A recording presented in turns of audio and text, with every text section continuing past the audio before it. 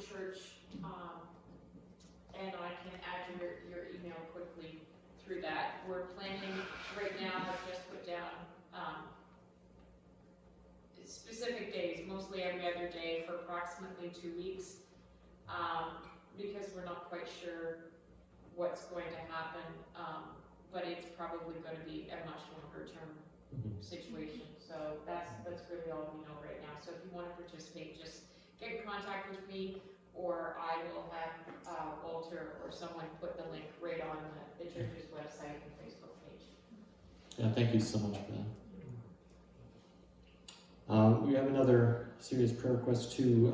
Peter Granger, who's been one of our most loyal, faithful attendees all through the pandemic, and he had a couple serious falls, and it was a bit of a mystery what was going on, but he was in the hospital and they going through some tests trying to figure it out, and but I guess particularly the second fall he hurt himself too, and he is going to be heading up to St. John for those tests. We'll take him up to St. John, yeah. Yeah, so he's here in the hospital in St. Stephen right now, but we'll be heading up to St. John. So let's remember Peter too.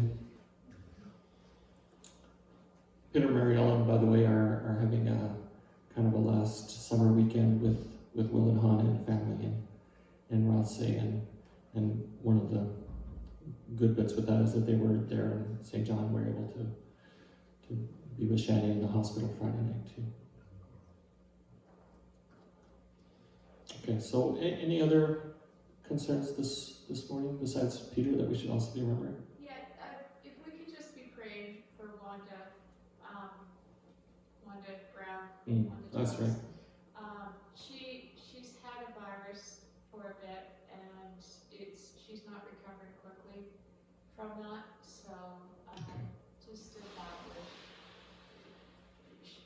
she can't get rid of the cough is basically what is happening, and it's been absolutely debilitating for her sleep. So if that could pray for that would be well. Yeah, and I've caught she's had a miserable time trying to access some care too, so yeah. Okay, yeah, we'll do. Yeah, Mary? Same for Brian Henderson. He's really been walloped by COVID and he's really caught it hard. Brian Henderson? Yeah. He's better, but Brian is still. Okay. Like in the thick of it, or somewhat getting better, or how? Well, somewhat getting better, but still this cough Yeah. is just really, and it's affecting sleep. Yeah, yeah. I also see we have our Ukraine flag moved up here from the back, reminding us to be praying for things more internationally, and certainly lots of continuing reason for that. I had one that hit hard this week in that I saw the Mennonite Center in southern Ukraine, where I visited just a couple of years ago. Had lunch there, and just saw that center is now being taken over by the Russians. That area has been under their control for a while, but they're actually taking the building. They're not quite as forcibly as that sounds. The reason is because they're demanding it be registered with the Russian government authorities, and they're refusing to do that because they don't recognize their legitimacy. And so that means that they're going to have the center taken away, and it's been a center that's served the area, which is a real poor area in lots of ways, so it's going to be a loss. It just makes it feel very close to home. Okay, so let's pray.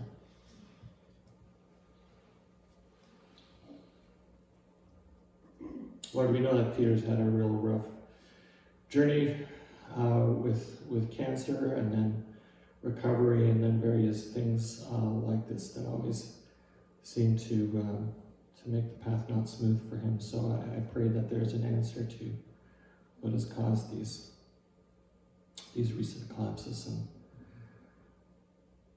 do bring clarity and clarity with a way of responding that can restore him to health.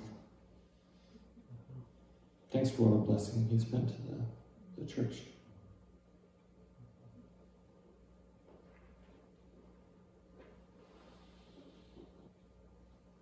With Brian and Lee as they're recovering from COVID, and particularly Brian as he's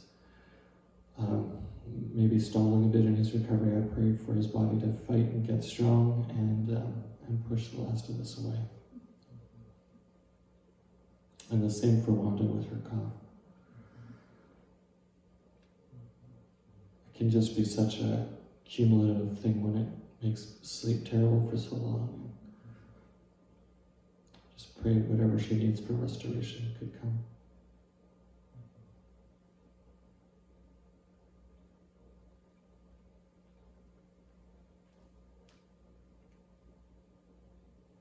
And all the other needs, Lord, that are on our minds as we sit together here and think about each other and think about the things that we'd like help from you with. Thank you for being with us. Thank you for continually shaping us to be a community that will care for each other. Amen.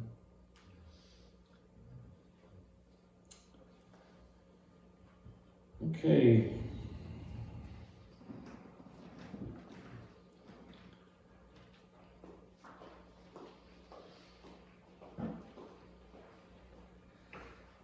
This is one of those talks that occasionally I like to just write it all out because I don't trust myself to remember the different things that are on my mind, and with so much being on my mind this weekend, I thought this was one of those times. So forgive me if you don't like the written out kind. That's what you're going to get today. But I wanted to talk about the fruit of the Spirit. I wanted to speak on something simple and basic, and when I thought of that, the first thing I thought of was the fruit of the Spirit. And then after that, I went back and listened to Pete's talk from last week. We were away celebrating our 40th anniversary, by the way. So we were camping up in Rockwood Park in St. John, and Carol and I. It's because there was an arranged marriage, and we were just 10 years old when we got married. So, in spite of our youth, we're celebrating 40 years. That's Carol's line. She is stolen. You can do that after 40 years. So we were away. I listened to Pete's talk, though, on Seek Ye First. And it was a talk with a lot of participation from everyone. But just the choice of that talk, it felt like it confirmed the kind of direction to remember some of the basics, some of the simple messages that have meant a lot. And we need to hear those parts of the basics that are still the foundations for what we do, that are still solid and life-giving. So here's Paul's description of the fruit of the Spirit.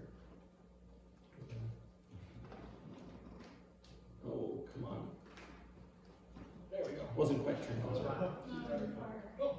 No, that's okay. I thought you couldn't do it, so I did it, and then we both did it. Yeah. Perfect. So by contrast, and I left that little phrase at the beginning, even though it's kind of a mystery hanging in there all by itself, but we're going to go back and pick up the context in a minute. By contrast, the fruit of the Spirit is love, joy, peace, patience, kindness, generosity, faithfulness, gentleness, and self-control. Sometimes one of the things that I like to do is just to reflect on how, for over 2,000 years, these kind of values have drawn humanity together to what we want. Isn't that amazing? Like millennia, these have been known things to rise up to, you know? So the fruit of the Spirit is love, joy, peace, patience, kindness, generosity, faithfulness, gentleness, and self-control. Now here's just a bit of the context. Paul is setting this in opposition to what he calls the flesh. And please don't see that phrase in Paul as a reference to our body. Okay, when Paul talks about the flesh, he's not saying anything opposed to those of us who are emphasizing embodied faith and the value and the goodness of the body. That's not what Paul's talking about. It's much more accurate to think about the flesh, as Paul's using it, as being the ego. if you want to get Freudian, which I'm not actually, but if you do want to get Freudian, it's actually more like the ego and the id being in cahoots together. But I'm not going to go there, so don't tune out and think, oh, it's going to go all psychological. But when I say ego, what I mean is these things. I mean the illusion, the false belief that we fearfully need to defend and protect our separate individual self from others. That's at the heart of the ego. The illusion, the false belief that we fearfully need to defend and protect our separate individual self from others. And then closely attached to this is that fearful self-protection justifies self-indulgence. So the more we feel separate, the more we feel apart, the more we're motivated by that fear and distrust inside, the more we'll give in to greed, the more we feel like I'll take what I can get, that kind of thing. And I'll just connect it in case it's like, oh, is Walter talking about this again? Because I really do like to talk about ego death. The phrase, I know it's not a wonderful phrase, but it means so much at the heart, I think, of the gospel. And just to remember Jesus' words in saying it is, lose your life and you will find it, right? Like this is at the heart of the shift that Jesus is trying to invite us into. That we lose that self-protective way of living and enter into something much, much better. So, part of the reason I think that the ego, that these things get a bit of a foothold is because there's just a bit of I say the illusion, but there's just a little bit of a hint of truth in it, right? Like sometimes we need to defend a little bit of our individuality, right? So there's this hint of truth that's a part of that. But the much deeper and more important truth is that we're all deeply connected. We're all humanly and spiritually connected.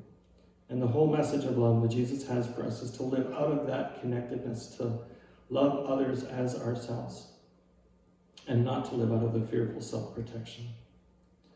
In order to do this, we need the help of the Spirit to quell our fears and selfish desires. Anyway, back to Paul. He is saying that when we live out of the flesh, that is our fearful, self-protective, self-indulgent ego, we get a big, nasty mess. So here's Paul's list of the anti-fruit of the Spirit, if you like.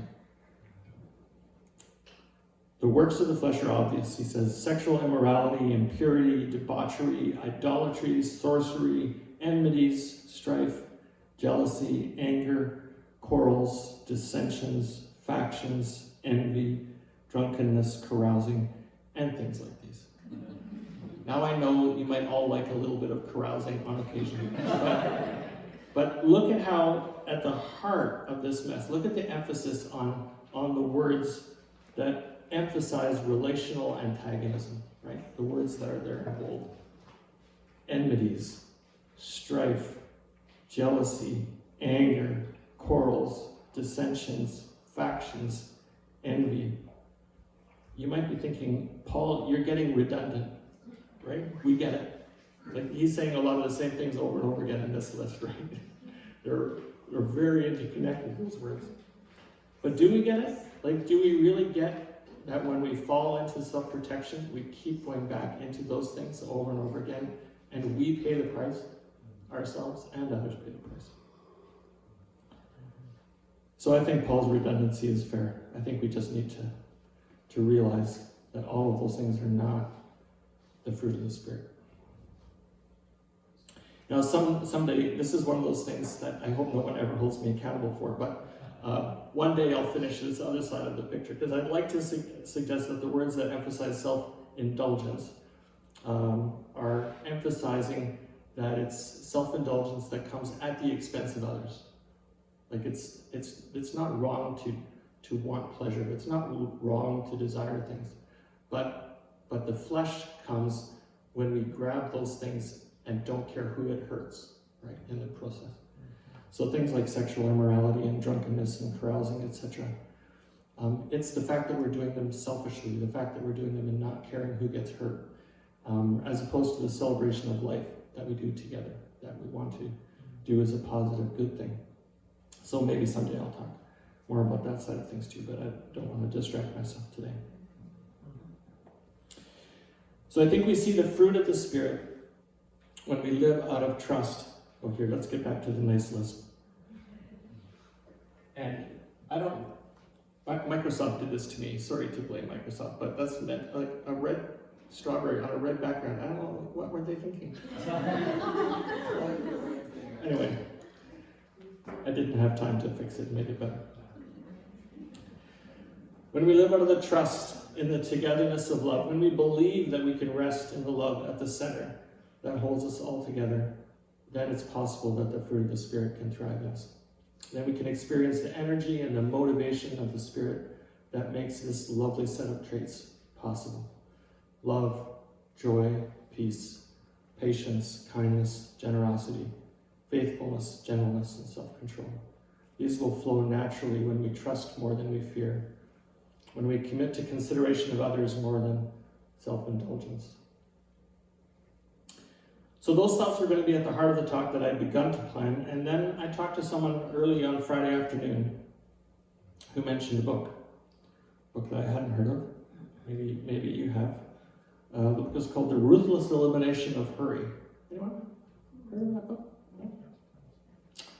No? I don't think I particularly like the whole book, even though I think I'd like a lot of the ideas, because it's coming out of a worldview and faith that would trigger me probably a whole whack of times. I could tell that already from reading some of the introduction. So I'm not necessarily recommending the book, but I really recommend the quote. And the quote is much better. The quote is from Dallas Willard, who's really, he's one of the heroes of faith, in the last generation. And so this phrase comes with him. Someone had come to Dallas Willard. The author recounts this in the introduction, which you can read for free on Amazon as part of the preview without buying the book. So it's always recommended.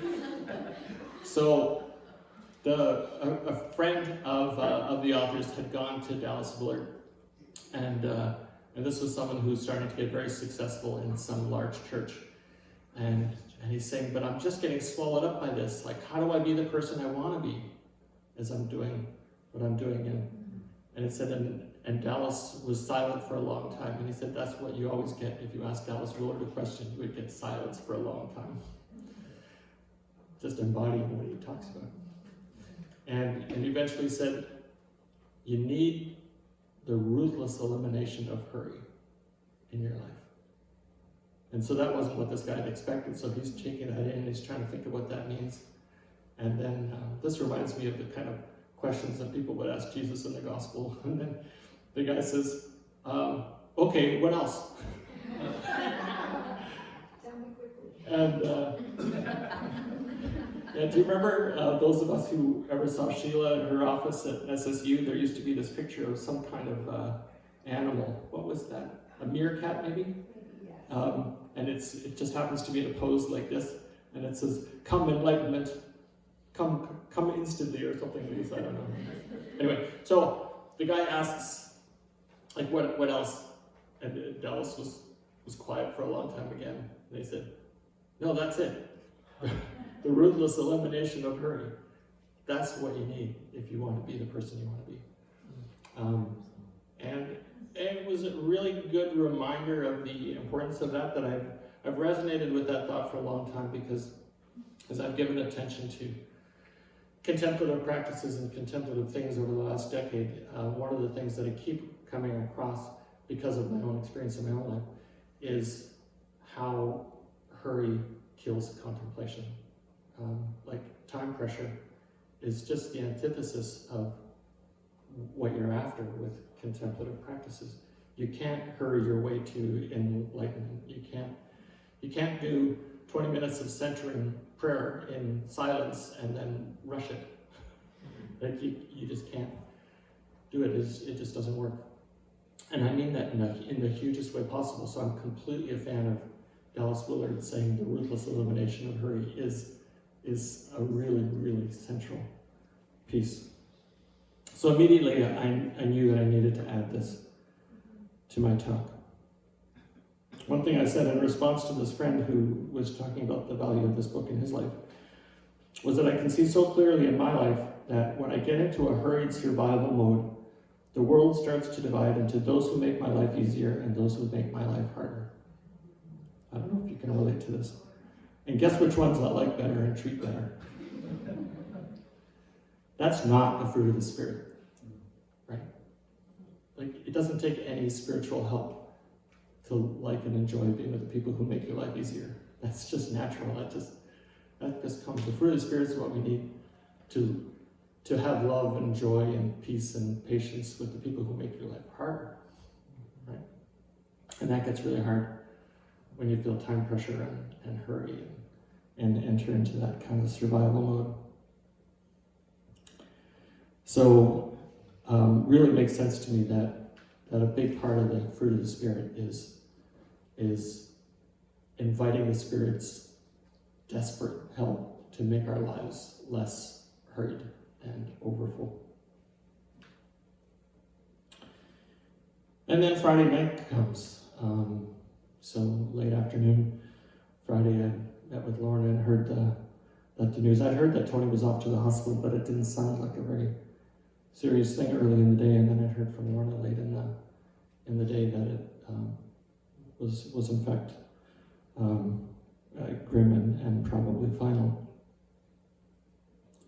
Just absolutely devastating out of nowhere. And death really, really sucks when it comes early. And it smacks us upside the head, when it's unexpected. But I think what death does is it makes us slam on the brakes and shift our perspective.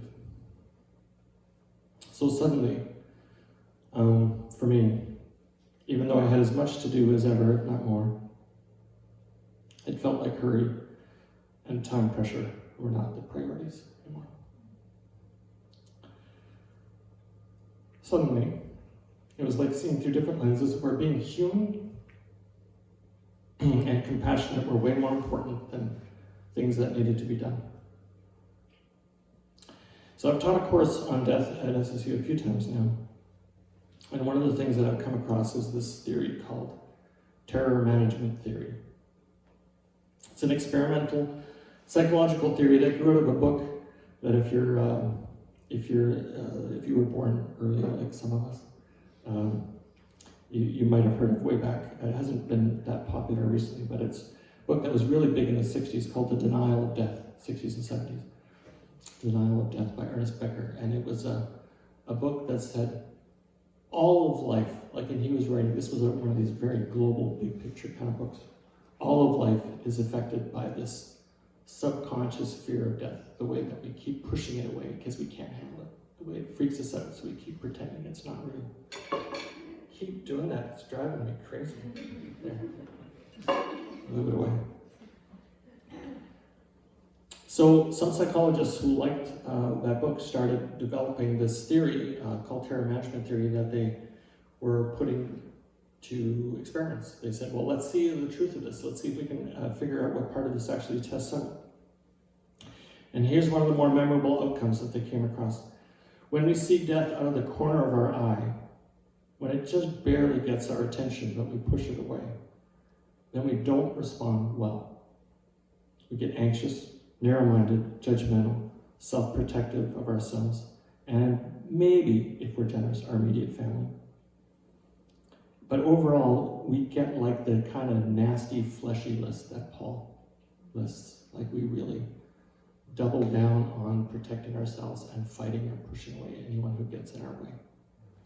That's what happens if we just get enough of death in the corner of our eye to frighten us but not deal with it. But when we have the courage to face death head on, something different happens, or at least can happen if we let it. Then we soften and we change our perspective. We get bigger.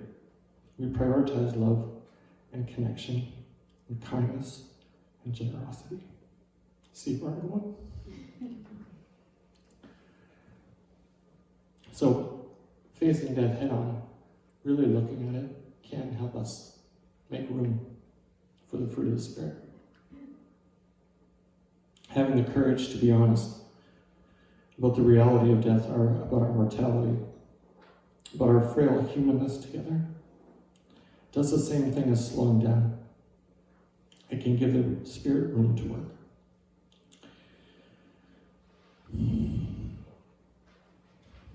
So what happened that Friday evening, after hearing about this, that I was together with a small group of friends. We all knew Tony at least a little. We were very heavy with the news. We ended up talking about some of our struggles with faith in ways that were affected by this awareness and the heaviness. And we realized that even though the five of us knew each other so well, our ways of working through these faith struggles was so completely different. And we landed in different places. But it was just natural to affirm and accept these different journeys that we were on. And it felt like an evening full of the fruit of the Spirit.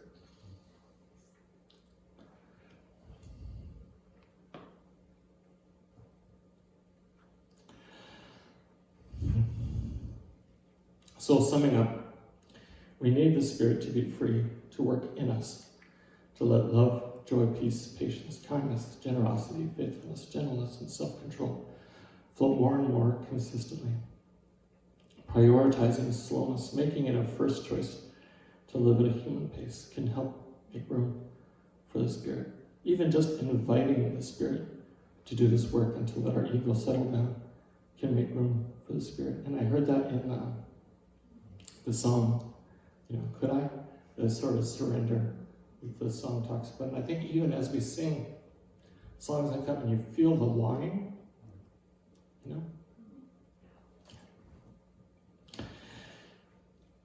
And then sometimes, even when we don't want it, when death comes or other big losses come, we're forced to open up and slow down and make room. At least we have to if we want to choose compassion and relationship. So if we stand with shame, if we love shame, Nathaniel will face this with them. And if we do that, we'll all become more human through it. And we'll see the fruit of the Spirit more.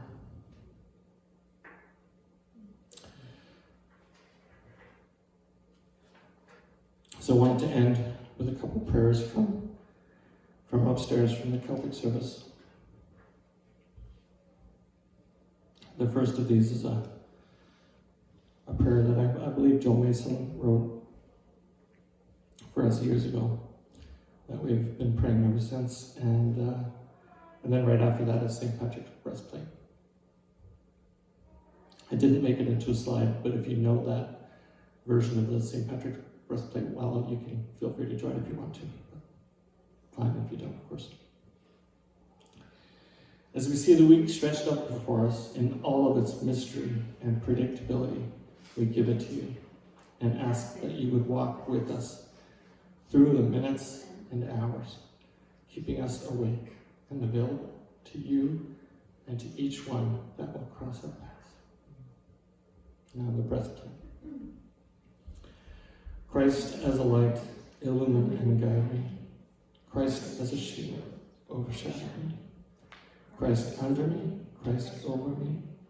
Christ beside me, on my left and my right.